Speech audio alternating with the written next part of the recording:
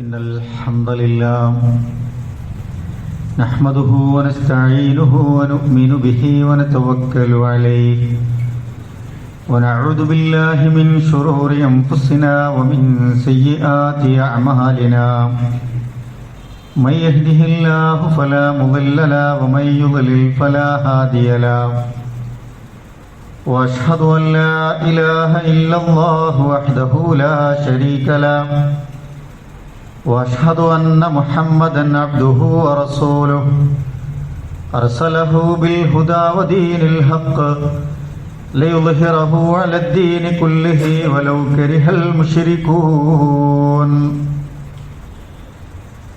اللهم صل على محمد وعلى آل محمد كما صليت على إبراهيم وعلى آل إبراهيم وبارك على محمد وعلى آل محمد كما باركت على إبراهيم وعلى آل إبراهيم إنك حميد مجيد أما بعد فإن خير الحديث كتاب الله وخير الهدي هدي محمد صلى الله عليه وسلم وشر الأمور محدثاتها وكل محدثة بدعة وكل بدعة ضلالة وكل ضلالة في النار أعوذ بالله من الشيطان الرجيم بسم الله الرحمن الرحيم يا أيها الذين آمنوا اتقوا الله حق تقاته ولا تموتن إلا وأنتم مسلمون بسم الله الرحمن الرحيم لا أقسم بهذا البلد وأنت حل بهذا البلد ഏറെ സ്നേഹം നിറഞ്ഞ മുഅ്മിനീങ്ങളെ മുഅ്മിനാത്തുകളെ, അല്ലാഹു സുബ്ഹാനഹു വ തആലയുടെ നിയമങ്ങളും നിർദ്ദേശങ്ങളുമൊക്കെ നമ്മൾ ഓരോരുത്തരും ഇടപെടുന്ന ജീവിക്കുന്ന സ്ഥലങ്ങളിലൊക്കെ സന്ദർഭങ്ങളിലൊക്കെ സൂക്ഷ്മത പാലിച്ചും തഖ്വയോടുകൂടിയും ജീവിക്കണമേ എന്ന് എന്നോടും നിങ്ങളോടുമായി ഓർമ്മപ്പെടുത്തുകയാണ്, വസിയ്യത്ത് ചെയ്യുകയാണ്. മുസ്ലിം ലോകത്തിൻ്റെ ശ്രദ്ധ മക്കയിലേക്കും കഅബയിലേക്കുമൊക്കെ തിരിഞ്ഞിരിക്കുന്ന ഒരു സാഹചര്യത്തിലാണ് നമ്മളുള്ളത്. നമുക്കിടയിൽ നിന്നും നമ്മുടെ നാട്ടിൽ നിന്നും നമ്മുടെ കുടുംബങ്ങൾക്കിടയിൽ നിന്നും സുഹൃത്തുക്കൾക്കിടയിൽ നിന്നുമൊക്കെ ധാരാളം ആളുകളാണ് ഇപ്രാവശ്യവും പരിശുദ്ധ ഹജ്ജും ഉംറയുമൊക്കെ നിർവഹിക്കാൻ പുറപ്പെട്ടിട്ടുള്ളത്.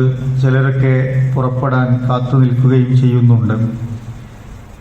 മഖ്ബൂലും മബ്റൂറുമായ ഹജ്ജും ഉംറയുമൊക്കെ നിർവഹിച്ച് വളരെ സന്തോഷത്തോടുകൂടി നമ്മുടെ നാട്ടിലേക്ക് തിരിച്ചെത്താൻ അവർക്കൊക്കെ അല്ലാഹു സുബ്ഹാനഹു വ തആല തൗഫീഖ് നൽകി അനുഗ്രഹിക്കുമാറാവട്ടെ. മഖ്ബൂലും മബ്റൂറുമായ ഹജ്ജും ഉംറയുമൊക്കെ നിർവഹിക്കാൻ നമുക്കെല്ലാവർക്കും അല്ലാഹു സുബ്ഹാനഹു വ തആല തൗഫീഖ് നൽകി അനുഗ്രഹിക്കുമാറാവട്ടെ. മക്ക എന്ന പ്രദേശത്തിന് ഖുർആൻ ബക്ക എന്ന മറ്റൊരു പേരുകൂടി നൽകിയതായി നമുക്ക് കാണാൻ കഴിയും. മറ്റൊരിടത്ത് ഉമ്മുൽ ഖുറ, നഗരങ്ങളുടെ മാതാവ് എന്നർത്ഥം വരുന്ന ഒരു വാക്കും പരാമർശിച്ചതായി പരിശുദ്ധ ഖുർആനിൽ കാണാൻ കഴിയും. ലി തുന്ദിറ ഉമ്മുൽ ഖുറ വമൻ ഹൗലഹ, ഉമ്മുൽ ഖുറയെക്കുറിച്ച്, നഗരങ്ങളുടെ മാതാവായ ഈ മണ്ണും അതിൻ്റെ ചുറ്റുവട്ടങ്ങളെക്കുറിച്ചുമൊക്കെ ഖുർആൻ നമ്മളോട് പരിചയപ്പെടുത്തി തരുന്നുണ്ട്. അള്ളാഹു പവിത്രമാക്കിയ ഒരുപാട് സമയം, സ്ഥലങ്ങൾ, മാസം, ദിവസങ്ങൾ ഒക്കെയുണ്ട്.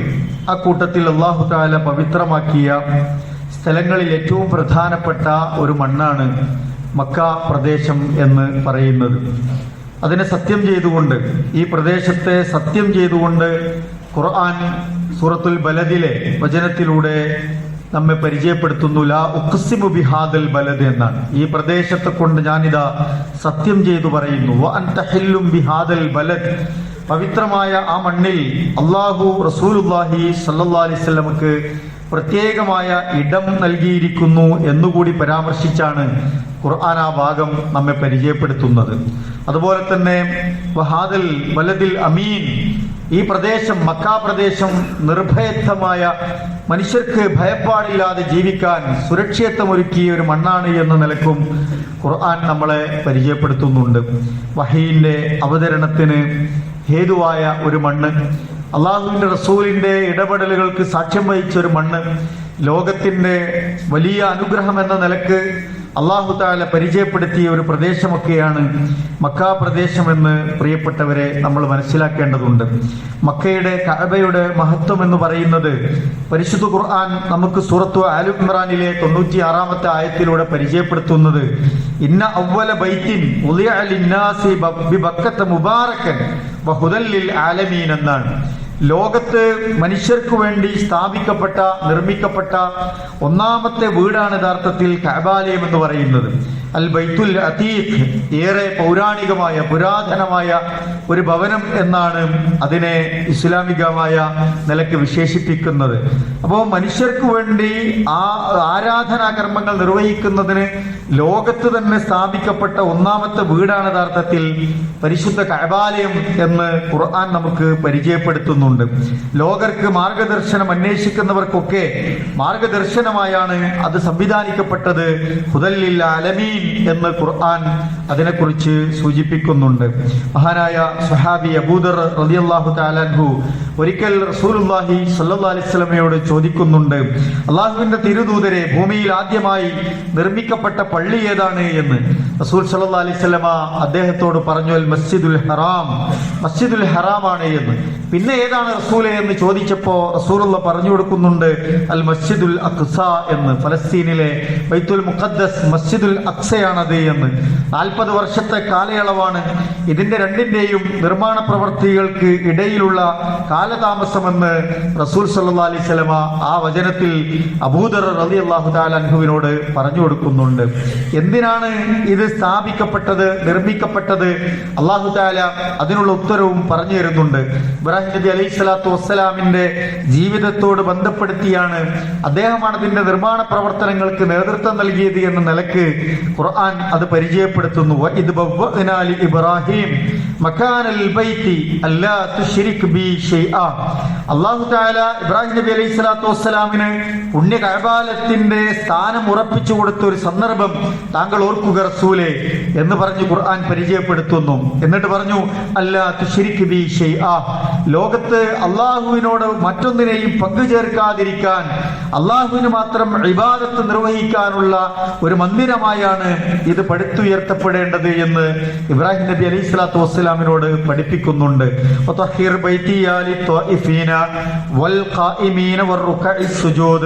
എന്നിട്ട് ഇബ്രാഹിം നബി അലൈഹി സ്വലാത്തു വസ്സലാമിനോട് പറയുന്നത് എന്റെ ഈ വീട് എന്നാണ്. കഅബാലയത്തെ അള്ളാഹു വിശേഷിപ്പിച്ചത് എന്റെ വീട് എന്നാണ്.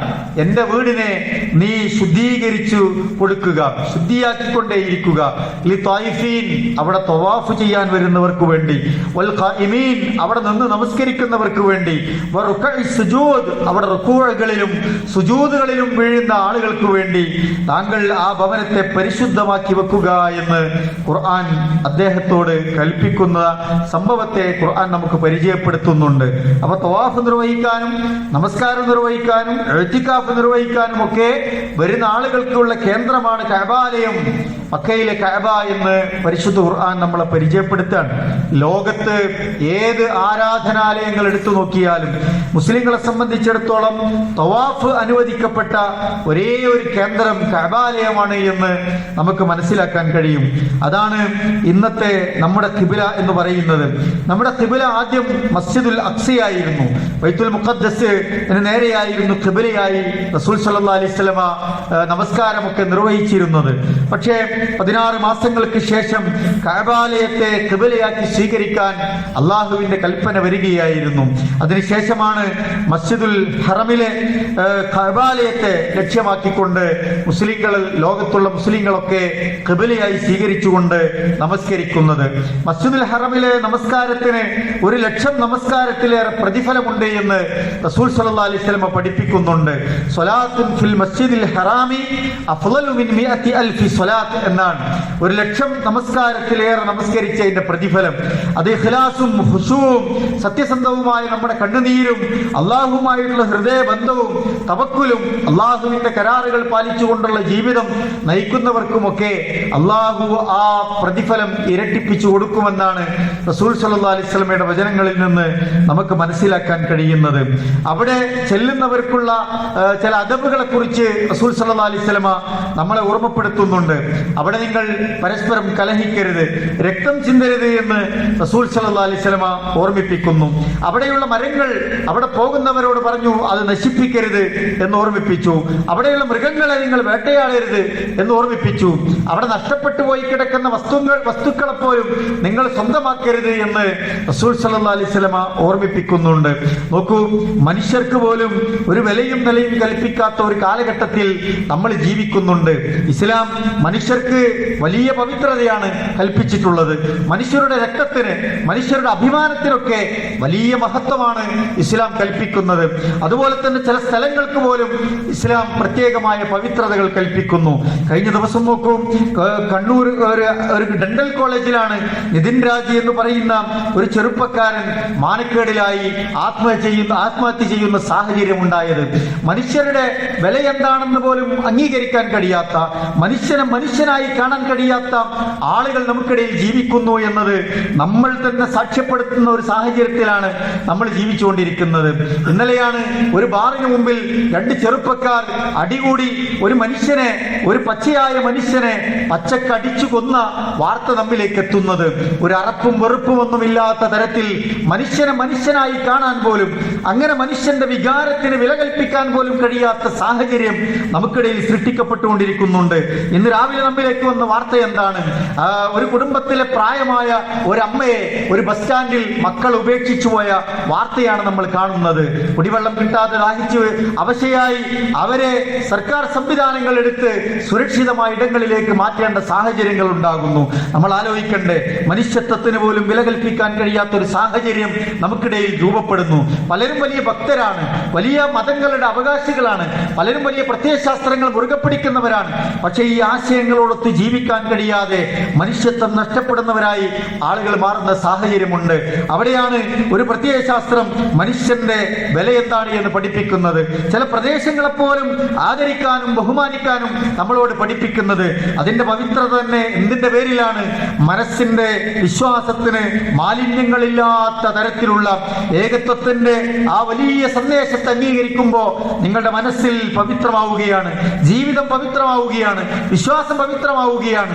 അതിനുള്ള ഇടങ്ങളായാണ് എല്ലായിടത്തും ദീനുൽ ഇസ്ലാം ചില സമയങ്ങളെ, ചില പ്രദേശങ്ങളെ, ചില മാസങ്ങളെ ഒക്കെ ഇബാദത്തുകളുമായി ബന്ധിപ്പിക്കപ്പെട്ടുകൊണ്ട് പവിത്രമായി കൽപ്പിക്കാൻ പ്രിയപ്പെട്ടവരെ നമ്മളോട് പഠിപ്പിച്ചിട്ടുള്ളത്. അവിടേക്ക് കഅബാലയത്തിലേക്ക് കയറിയവർക്ക് സുരക്ഷിതത്വമുണ്ട് എന്ന് ഖുർആൻ പഠിപ്പിക്കുന്നു. വമൻ ദഖലഹു കാന ആമിന, ആരെങ്കിലും അവിടേക്ക് പ്രവേശിച്ചാൽ അവൻ നിർഭയനായി എന്നാണ് ഇസ്ലാം പഠിപ്പിക്കുന്നത്. ജാഹിലിയ കാലത്ത് മക്കയിലെ ഖുറൈശികൾ, മുശ്രിക്കുകൾ പോലും ഹറം പ്രദേശത്തേക്ക് പ്രവേശിച്ചു കഴിഞ്ഞാൽ അവരെ പിന്നെ ഉപദ്രവിക്കാൻ മെനക്കെടാറില്ല. ഇസ്ലാം വന്നതിന് ശേഷവും ആ ഒരു സമ്പ്രദായം പരമ്പരാഗതമായി സ്വീകരിച്ചിരുന്ന ആ സമ്പ്രദായത്തെ തുടരുന്നതായി നമുക്ക് കാണാൻ കഴിയും. ഹജ്ജ് കർമ്മങ്ങൾ നിർവഹിക്കാൻ അല്ലാഹു സുബ്ഹാനഹു വ തആല മക്കയെയാണ് തെരഞ്ഞെടുത്തിട്ടുള്ളത്. അന്ന നബി സല്ലല്ലാഹു അലൈഹി വസല്ലം ഖാല, റസൂൽ സല്ലല്ലാഹു അലൈഹി വസല്ലം പഠിപ്പിച്ചല്ലോ, മൻ ഹജ്ജ ലില്ലാഹി ഫലം യർഫുസ് വലം യഫ്സുഖ്. അല്ലാഹു തആല പഠിപ്പിച്ചതുപോലെ മനഃശുദ്ധിയോടുകൂടി, ജീവിത വിശുദ്ധിയോടുകൂടി, മറ്റു തോന്നിവാസങ്ങളോ വൃത്തികേടുകളോ കുഴപ്പങ്ങളോ പ്രശ്നങ്ങളോ ഒന്നും ഉണ്ടാക്കാതെ പരിശുദ്ധമായ ഒരു ഹജ്ജ് കർമ്മം നിർവഹിച്ചാൽ എന്താണ് അയാളുടെ പ്രതിഫലം? റജഅക യൗമി വലദതുഹു ഉമ്മഹു എന്നാണ്. ഒരു ഉമ്മ പ്രസവിച്ച ഒരു കുഞ്ഞിനെ പോലെ ശുദ്ധിയോടുകൂടിയാണ് അയാൾ അത് കഴിഞ്ഞ് തിരിച്ചു വരുന്നത് എന്ന് റസൂലുള്ളാഹി സ്വല്ലല്ലാഹു അലൈഹി വസല്ലം നമ്മളെ പഠിപ്പിക്കുന്നുണ്ട്. അപ്പോ അതിന്റെ പവിത്രത എത്ര വലുതാണ്, എത്രമാത്രം പുണ്യമാണ് അതിലൂടെ കിട്ടുന്നത് നമ്മുടെ ജീവിതത്തെ ആകമാനം സ്ഫുടം ചെയ്തെടുക്കാൻ, പരിശുദ്ധമാക്കാൻ കഴിയുന്ന ഒരു കർമ്മമാണ് ഹജ്ജ് എന്ന് പറയുന്നത് പ്രിയപ്പെട്ടവരെ. അതുകൊണ്ട് അതിന്റെ പവിത്രത നമ്മൾ ഉൾക്കൊള്ളണം, അത് മനസ്സിലാക്കണം. നമ്മുടെ ജീവിതത്തിൽ ആ സ്ഥലങ്ങൾ സന്ദർശിക്കാൻ ഭാഗ്യം കിട്ടുമ്പോൾ അതിന്റെ പവിത്രതയും മഹത്വവും ഒക്കെ ഉൾക്കൊണ്ട് നമ്മൾ പെരുമാറണം എന്നതുകൊണ്ടാണ് ഇത് സൂചിപ്പിക്കുന്നത്. ഭൂമിയിലെ ഏറ്റവും ശ്രേഷ്ഠമായ സ്ഥലം ഏതാണ്? കഅബ ശരീഫ് ഉൾക്കൊള്ളുന്ന ഇടമാണ്. അള്ളാഹുവിന് ഈ ഭൂമി ലോകത്ത് ഏറ്റവും പ്രിയപ്പെട്ട സ്ഥലം ഏതാണ്? കഅബ ശരീഫ് ഉൾക്കൊള്ളുന്ന മക്ക പ്രദേശമാണ്. ഹബീബുന റസൂലുള്ളാഹി സ്വല്ലല്ലാഹു അലൈഹി വസല്ലമക്ക് ഏറെ പ്രിയപ്പെട്ട ഇഷ്ടപ്പെട്ട മണ്ണ് ഏതാണ്? അത് കഅബ ശരീഫ് ഉൾക്കൊള്ളുന്ന മക്ക പ്രദേശമാണ്. റസൂൽ സ്വല്ലല്ലാഹു അലൈഹി വസല്ലം പഠിപ്പിക്കുന്നുണ്ട്, വല്ലാഹി ഇന്നക ലഖൈറു അർളില്ലാ, അല്ലാഹുവിന്റെ മണ്ണിൽ, ഭൂമിയിൽ പടച്ചോൻ ഏറ്റവും ഇഷ്ടപ്പെട്ടത്, എനിക്ക് ഏറ്റവും ഇഷ്ടപ്പെട്ടത്, ഏറെ ശ്രേഷ്ഠകരമായ മണ്ണ് നിന്റെ മണ്ണാണ് എന്നാണ്. അഹബ്ബു അർളില്ലാ ഇലല്ലാഹ്, അഹബ്ബു അർളില്ലാഹി ഇലല്ലാഹ്, അല്ലാഹുവിന് ഏറ്റവും ഇഷ്ടപ്പെട്ട മണ്ണ് മക്ക പ്രദേശമാണ് എന്ന് റസൂൽ സല്ലല്ലാഹു അലൈഹി വസല്ലം ഓർമ്മിപ്പിച്ചു. മാ തിയബകി മിൻ ബലദിൻ വഹബ്ബകി ഇലയ്യ, എനിക്ക് എന്റെ ജീവിതത്തിൽ ഏറ്റവും ഇഷ്ടപ്പെട്ട പ്രദേശം എന്ന് പറയുന്നത് കഅബ ശരീഫ് ഉൾക്കൊള്ളുന്ന മക്ക പ്രദേശമാണ് എന്ന് റസൂൽ സല്ലല്ലാഹു അലൈഹി വസല്ലം പറയുന്നുണ്ട്. റസൂലുള്ളാഹിനെ മക്കയിൽ നിന്ന് ആട്ടിപ്പായിച്ച സന്ദർഭത്തിൽ റസൂൽ പറയുന്ന ഒരു വാക്കുണ്ട്, എന്നെ എന്റെ കൂട്ടുകാർ, എന്റെ കുടുംബക്കാർ, ഈ പ്രദേശത്തുകാർ ഇവിടെ നിന്ന് ആട്ടി ഓടിച്ചിട്ടില്ലായിരുന്നെങ്കിൽ എനിക്ക് ഏറ്റവും പ്രിയപ്പെട്ട മണ്ണ് ഈ മക്ക പ്രദേശമാണ് എന്ന് ഹബീബായ റസൂലുള്ളാഹി സ്വല്ലല്ലാഹു അലൈഹി വസല്ലം നമ്മളെ ഓർമ്മിപ്പിക്കുന്നുണ്ട്. പ്രിയപ്പെട്ടവരെ, നബി സല്ലല്ലാഹു അലൈഹി വസല്ലമയുടെ ഇസ്രാ മിഅ്റാജ് എന്ന പുണ്യയാത്ര ആരംഭിച്ച സ്ഥലം കൂടിയാണ് മക്ക പ്രദേശം എന്ന് പറയുന്നത്. അല്ലാഹു കഅബയെ ഞാൻ സൂചിപ്പിച്ചല്ലോ എന്റെ വീട് എന്നാണ്. വതഹിർ ബൈതിയ ലിത്വാഇഫീൻ, എന്റെ വീട് നീ താങ്കൾ വിശുദ്ധമാക്കി വെക്കുക എന്ന് നിലക്കാണ് ഖുർആൻ പരിചയപ്പെടുത്തുന്നത്. മനുഷ്യ ഹൃദയങ്ങളെ ആകർഷിക്കുന്ന ഒരു പ്രദേശം എന്ന നിലക്ക് മസാബത്തൽ ലിന്നാസ് എന്ന ഒരു വാക്കുകൂടി കഅബാലയത്തെ കുറിച്ച് പരിശുദ്ധ ഖുർആൻ വിശേഷിപ്പിക്കുന്നുണ്ട്. ആ കാഴ്ച എത്ര മനോഹരമാണ് പ്രിയപ്പെട്ടവരെ. കഅബാലയത്തിന് ചുറ്റും തവാഫ് ചെയ്യുന്ന കാഴ്ചകൾ, ഹജ്ജിന്റെയും ഉംറയുടെയും ഒക്കെ ഇബാദത്തിന്റെ പരിസരങ്ങൾ, അതൊക്കെ എത്ര കണ്ടാലാണ് മതി വരിക. കണ്ടാൽ പിന്നെയും അത് കാണാൻ തോന്നും. അവിടുത്തെ ലബ്ബൈക അല്ലാഹുമ്മ ലബ്ബൈക എന്ന പ്രാർത്ഥന, വിളിയാളം, അത് കേൾക്കാൻ എത്ര ഇമ്പമുള്ളതാണ്. ആ കാഴ്ചകൾ അങ്ങനെ നോക്കി നിന്നു പോകുന്ന ഒരു അനുഭവം നമുക്കൊക്കെ ഉള്ളത് തന്നെയാണ്. ഒരിക്കലെങ്കിലും എത്താൻ അവിടെ കൊതിക്കാത്ത മനുഷ്യർ ഈ ദുനിയാവിലുണ്ടോ? നമ്മൾ ആലോചിച്ചു നോക്കുക. ഒരു കൊതിയോടുകൂടിയാണ് കഅബയിൽ ഒന്ന് അണഞ്ഞു കിട്ടാൻ, മക്കയെ ഒന്ന് സന്ദർശിക്കാൻ, റസൂലുള്ളാഹിന്റെ ഖബറിൽ ഒന്ന് പോകാൻ, അവിടെ മദീനത്തെ പ്രദേശം ഒന്ന് സന്ദർശിക്കാൻ, അവിടെ 2 റക്അത്ത് റൗള ശരീഫിൽ വെച്ച് നമസ്കരിക്കാൻ, കഅബാലയത്തിന് ചുറ്റുവട്ടത്തുള്ള സ്ഥലങ്ങളൊക്കെ ഒന്ന് സന്ദർശിക്കാൻ, മഖാമു ഇബ്രാഹിമിൽ 2 റക്അത്ത് നമസ്കരിക്കാൻ, ഒരു തവാഫ് ചെയ്യാൻ, സഅയ് നടത്താൻ ഒക്കെയുള്ള ആഗ്രഹം നമ്മുടെ മനസ്സിൽ ഇങ്ങനെ എത്ര കാലമായി ഒരു പൂതിയായി കൊണ്ട് കിടക്കുകയാണ്. ഇനി ഒരു തവണ നമ്മൾ അവിടെ എത്തിയാൽ മടുക്കുന്നുണ്ടോ പ്രിയപ്പെട്ടവരെ? തിരിച്ചും ആ മണ്ണിലേക്കൊന്ന് തിരിച്ചു പോകാൻ ആഗ്രഹിക്കാത്ത മനുഷ്യരുണ്ടോ എന്ന് നമ്മൾ ആലോചിച്ചു നോക്കുക. അതാണ് ആ മണ്ണിന്റെ പ്രത്യേകത എന്ന് പറയുന്നത്. അതുകൊണ്ട് കഅബ നമ്മുടെ മനസ്സിൽ ഒരു വലിയ ഇടമായി നിലനിൽക്കണം. അള്ളാഹുവിന് ഏറ്റവും ഇഷ്ടപ്പെട്ട ഒരു അള്ളാഹുവിന്റെ ചിഹ്നമാണ് കഅബാലയം എന്ന് പറയുന്നത്. ഹജ്ജിന് പോകുന്നവർ ഹജ്ജിന് വേണ്ടി ഉപയോഗിക്കുന്ന സാധനങ്ങൾ, വസ്തുക്കളൊക്കെ നിങ്ങൾ പവിത്രമായി കാണുക എന്ന് റസൂൽ സല്ലല്ലാഹു അലൈഹി വസല്ലം നമ്മളെ ഓർമ്മിപ്പിക്കുന്നുണ്ട്. അവിടെ ബലിക്ക് കൊണ്ടുപോകുന്ന ആ ബലിമൃഗത്തിന്റെ കഴുത്തിൽ അണിയിക്കപ്പെട്ടിട്ടുള്ള കയർ പോലും നിങ്ങൾക്ക് പവിത്രമായതാണ് എന്ന നിലക്ക്, അതിനോടുള്ള ആദരവും ബഹുമാനവും ഒക്കെ ആ നിലക്ക് ഭക്തിയോടുകൂടി കാണണമെന്ന് പരിശുദ്ധ ഖുർആൻ നമ്മൾ ഓർമ്മിപ്പിക്കുന്നുണ്ട്. അതുകൊണ്ട് കഅബയെ നമ്മൾ മനസ്സിൽ സൂക്ഷിക്കണം. അള്ളാഹുവിന്റെ വലിയൊരു ബർക്കത്തും ഒരു നിഅമത്തുമാണത്. പ്രാർത്ഥനയ്ക്ക് ഉത്തരം കിട്ടുന്ന ഇടങ്ങളായി കഅബയെയും പരിസര പ്രദേശങ്ങളെയും ഒക്കെ റസൂൽ സല്ലല്ലാഹു അലൈഹി വസല്ലം നമുക്ക് പഠിപ്പിച്ചു തരുന്നുണ്ട്. എന്നാൽ ആ കഅബയെ പോലും നശിപ്പിക്കാൻ ലോകത്ത് ശത്രുക്കൾ കാത്തു നിൽക്കുന്നു എന്നത് നമ്മളെ ഞെട്ടിപ്പിക്കുന്ന വാർത്തയാണ്. മുസ്ലിം ഉമ്മത്തിന്റെ പേരിൽ പ്രവർത്തിക്കുന്ന പലരും കഅബയുടെ നാശം കാണാൻ ആഗ്രഹിക്കുന്നുണ്ട് എന്നത് നമ്മളെ സങ്കടപ്പെടുത്തുന്ന കാര്യമാണ്. കഅബയെ നശിപ്പിക്കണമെന്ന് കരുതുന്നവർ, അത്തരക്കാരെ നമ്മൾ പിന്തുണക്കാൻ പാടില്ല എന്നതും നമ്മുടെ ഈമാനിന്റെ ഭാഗമാണ്. അത്തരത്തിൽ തുനിഞ്ഞവർ തന്നെ അള്ളാഹു പാഠം പഠിപ്പിച്ചിട്ടുണ്ട് എന്നതാണ് പരിശുദ്ധ ഖുർആൻ പ്രിയപ്പെട്ടവരെ നമുക്ക് പറഞ്ഞു തരുന്നത്. അലം തറ കൈഫ ഫഅല റബ്ബുക ബിഅസ്ഹാബിൽ ഫീൽ. ഒരിക്കൽ അബ്രഹത്തിന്റെ നേതൃത്വത്തിൽ യമനിൽ അദ്ദേഹം പണി കഴിപ്പിച്ച ഒരു ദേവാലയത്തിലേക്ക് മാത്രമാണ് ആളുകൾ ഇനി ഈ തീർത്ഥാടനത്തിലേക്ക് വരേണ്ടത് എന്ന നിലക്ക് അതിൽ കിബ്റ് കൊണ്ട് ഒരു മനുഷ്യൻ, അബ്രഹത്ത് എന്ന മനുഷ്യൻ കഅബാലയത്തിലേക്ക് വരുന്ന തീർത്ഥാടനത്തെ ഇല്ലാതാക്കാൻ വേണ്ടിയാണ് അവിടേക്ക് ഒരു സൈന്യവുമായി കടന്നു വന്നത്. പക്ഷേ അല്ലാഹു സുബ്ഹാനഹു സുബ്ഹാനഹു തആല അവിടുത്തെ അപാരമായ ഖുദ്റത്ത് കൊണ്ട് അതിനെ നശിപ്പിച്ചില്ലാതാക്കി എന്ന് പരിശുദ്ധ ഖുർആൻ നമുക്ക് പഠിപ്പിച്ചു തരുന്നുണ്ട്. അലം യജഅൽ കൈദഹും ഫീ തദ്ലീൽ, അവരുടെ എല്ലാ കുതന്ത്രങ്ങളെയും അല്ലാഹു തആല പിഴവിലാക്കിയിരിക്കുന്നു. വഅർസല അലൈഹിം ത്വയ്റൻ അബാബീൽ, കൂട്ടം കൂട്ടമായ ഒരു തരം പക്ഷികളെ അല്ലാഹു തആല അവിടേക്ക് അയച്ചുകൊണ്ടവരെ ഇല്ലാതാക്കിയിരിക്കുന്നു. തർമീഹിം ബിഹിജാറത്തിൻ മിൻ സിജ്ജീൽ, ചുട്ട് പഴുപ്പിക്കപ്പെട്ട ഒരു തരം കല്ലുകൾ കൊണ്ട് അല്ലാഹു സുബ്ഹാനഹു തആല അവർക്കെതിരെ ആ പക്ഷികളുടെ ചുണ്ടുകളിൽ നിന്ന് എറിഞ്ഞുകൊണ്ട് അവരെ നാമാവശേഷമാക്കി എന്ന് ഖുർആൻ നമ്മളെ ഓർമ്മിപ്പിക്കുകയാണ്. ഫജഅലഹും കഅസ്ഫിൻ മഅകൂൽ എന്നാണ്, തിന്നിടപ്പെട്ട വൈക്കോൽ തുരുമ്പ് പോലെ അവരെ അല്ലാഹു തആല ആക്കി തീർത്തു എന്ന് ഖുർആൻ നമ്മളെ പഠിപ്പിക്കുന്നുണ്ട്. അത്രമാത്രം അല്ലാഹുവിന് പ്രിയപ്പെട്ട ഒരു മണ്ണിലേക്കാണ് നമ്മുടെ പ്രിയപ്പെട്ട സഹോദരങ്ങളൊക്കെ യാത്രയാകാൻ ഉദ്ദേശിക്കുന്നത്. ലോകത്തിന്റെ വ്യത്യസ്ത ഭാഗങ്ങളിൽ നിന്ന് ആളുകൾ അവിടേക്ക് ഒഴുകിക്കൊണ്ടിരിക്കുകയാണ്. നമ്മുടെ മനസ്സിൽ അവർക്ക് വേണ്ടി പ്രാർത്ഥനകൾ ഉണ്ടാകണം. അല്ലാഹുവേ, ആ പരിശുദ്ധ കഅബാലയത്തിൽ ചെന്ന് പരിശുദ്ധ ഉംറയും ഹജ്ജും ഒക്കെ നിർവഹിക്കാനുള്ള മഹാസൗഭാഗ്യം ഞങ്ങൾക്കും ഞങ്ങളുടെ പ്രിയപ്പെട്ടവർക്കും ഒക്കെ നൽകി നീ അനുഗ്രഹിക്കണമേ റഹ്മാനെ. ഉംറയും ഹജ്ജും ഒക്കെ നിർവഹിച്ച മനുഷ്യരുണ്ട്. അല്ലാഹുവേ, മഖബൂലും മബ്റൂറുമായി അത് നീ അവരിൽ നിന്ന് സ്വീകരിച്ച് അനുഗ്രഹിക്കണമേ റഹ്മാനെ. അല്ലാഹുവേ, വലിയ ഉദ്ദേശത്തോടു കൂടി ഹജ്ജും ഉംറയും നിർവഹിക്കാൻ യാത്ര പുറപ്പെടാൻ ഉദ്ദേശിക്കുന്ന ഈ പ്രാർത്ഥന കൊണ്ട് വസിയത്ത് ചെയ്ത ഞങ്ങളുടെ പ്രിയപ്പെട്ടവരുണ്ട്. അല്ലാഹുവേ, എല്ലാവർക്കും മഖബൂലും മബ്റൂറുമായ ഹജ്ജും ഉംറയും നിർവഹിച്ച് തിരിച്ചെത്താനുള്ള ആഫിയത്തും തൗഫീഖും നൽകി നീ അനുഗ്രഹിക്കണമേ റഹ്മാനെ. ആമീൻ.